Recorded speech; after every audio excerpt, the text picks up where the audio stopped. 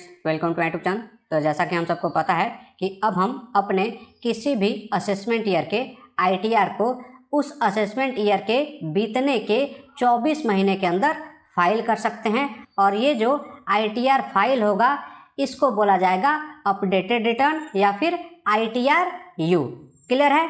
तो पिछले वीडियो में आईटीआर यू या फिर अपडेटेड रिटर्न के बारे में हमने बहुत ही डिटेल में सब कुछ देख लिया था, लेकिन कुछ कन्फ्यूजन अभी भी था। क्या कन्फ्यूजन था कि अगर हमारा टैक्सेबल इनकम 5 लाख रुपए तक है या फिर 5 लाख रुपए से नीचे है तो फिर हम लोग आईटीआर यू मतलब कि अपडेटेड रिटर्न फाइल कर पाएंगे या नहीं, और अगर फाइल कर पाएंगे तो फिर कितना लेट फी देना होगा। ठीक है, तो आइए आज के इस वीडियो में इन सब बातों को क्लियर करते हैं।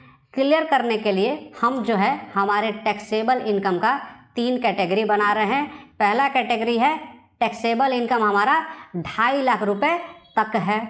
दूसरा कैटेगरी है टैक्सेबल इनकम हमारा 2.5 लाख रुपए से ज़्यादा और 5 लाख रुपए तक है। और तीसरा कैटेगरी है कि हमारा टैक्सेबल इनकम 5 लाख रुपए से ज़्यादा है। अब देखिएगा, 5 लाख रुपए से अगर आपका ज़्यादा है टैक्सेबल इनकम तो फिर कोई कन्फ्यूजन ही नहीं है। जो सेक्शन 139(8)A और सेक्शन 140 कैपिटल बी में बोला गया है वैसे ही काम होगा। पिछले वीडियो में हम लोग देख चुके हैं। क्या काम होगा कि टैक्स के ऊपर आपको एडिशनल टैक्स और लेट फी देना होगा। ये क्लियर हो गया था। कन्फ्यूजन था कि अगर हमारा टैक्सेबल इनकम 2.5 लाख रुपए तक है या फिर 2.5 लाख से ज़्यादा और 5 लाख रुपए तक है तो क्या होना है। तो आइए बात करते हैं कि अगर हमारा टैक्सेबल इनकम 2.5 लाख रुपए तक है तब क्या होगा। तब क्या होगा, पहला बात, हमारा आईटीआर यू मतलब कि अपडेटेड रिटर्न आसानी से फाइल होगा, कोई इशू नहीं है। और इसका जो प्रत्यक्ष प्रमाण है ये आपके सामने है। देखिए, मैंने 7 जुलाई 2022 मतलब कि आज एक आईटीआर 4 फाइल किया है असेसमेंट ईयर 21-22 का, और इसमें हमारा जो टोटल इनकम है या फिर ऐसे कहिए टैक्सेबल इनकम है 2,48,320 रुपये है, मतलब कि 2.5 लाख से कम है। तो आईटीआर फाइल हो जाएगा। क्लियर हुआ? दूसरा बात, लेट फी कितना लगा है। लेट फी इसमें 1 रुपया भी नहीं लगा है, मतलब कि आईटीआर यू आप फाइल कीजिए, आसानी से फाइल होगा 2.5 लाख से नीचे का, और 1 पैसा आपका लेट फी नहीं लगेगा। अब ये तो हुआ असेसमेंट ईयर 21-22 का। क्या असेसमेंट ईयर 20-21 में भी अगर हम 2.5 लाख से नीचे अपना इनकम रखें तो लेट फी नहीं लगेगा? बिल्कुल नहीं लगेगा। वो भी मैंने एक किया है, और आइए एक बार उस रिटर्न को देखते हैं। और ये रहा हमारा अपडेटेड रिटर्न जो कि मैंने 5 जुलाई 2022 को फाइल किया था, आईटीआर 1 फाइल किया था। ठीक है, सब चीज़ ओके है। ये भी 2.5 लाख से नीचे का है, असेसमेंट ईयर 20-21 का है, और 1 पैसा भी लेट फी नहीं लगा है, मतलब कि आपको लेट फी नहीं देना है, चाहे वो असेसमेंट ईयर 20-21 का आईटीआर यू हो या फिर असेसमेंट ईयर 21-22 का आईटीआर यू हो, और 2.5 लाख से नीचे आपका टैक्सेबल इनकम है। ठीक है, तो क्लियर हो गया। अब हमारा जो दूसरा कैटेगरी था कि अगर हमारा टैक्सेबल इनकम 2.5 लाख से ऊपर है और 5 लाख तक है।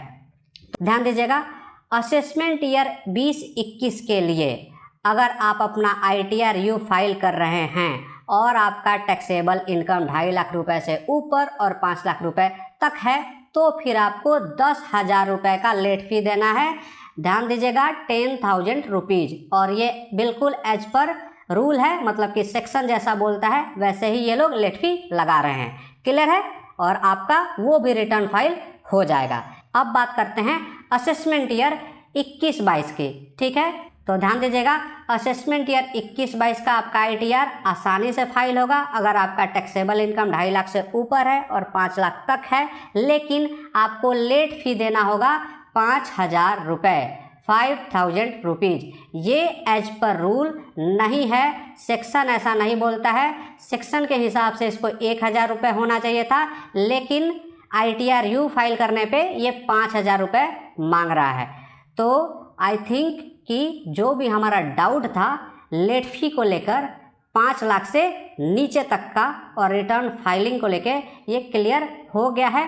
अच्छा, एक बात आप लोग ध्यान दीजिएगा जो मैं बोलना भूल गया था कि ये जो ITR मैंने फाइल किया है ये फ्रेश ITR फाइल किया है मैंने, ITR-U, मतलब कि जो भी मैंने ITR फाइल किया है ये पहले फाइल नहीं हुआ था, ये बिल्कुल फ्रेश ITR फाइल हुआ है, ITR-U के जरिए पहली बार फाइल हुआ है। ये ऐसा केस है, ऐसा भी केस हो सकता है कि आपने असेसमेंट ईयर 21-22 या फिर 20-21 का ITR फाइल कर दिया है और अब आप उसको रिवाइज करना चाह रहे हैं अपडेटेड रिटर्न या फिर ITR-U के जरिए, तो उस केस में लेट फी क्या होगा उसके बारे में जब हम लोग प्रैक्टिकली ITR फाइल करेंगे तब देखेंगे और समझेंगे, क्योंकि अभी कुछ भी बताना मुश्किल है, जहां आप हैं वहीं पे मैं हूं।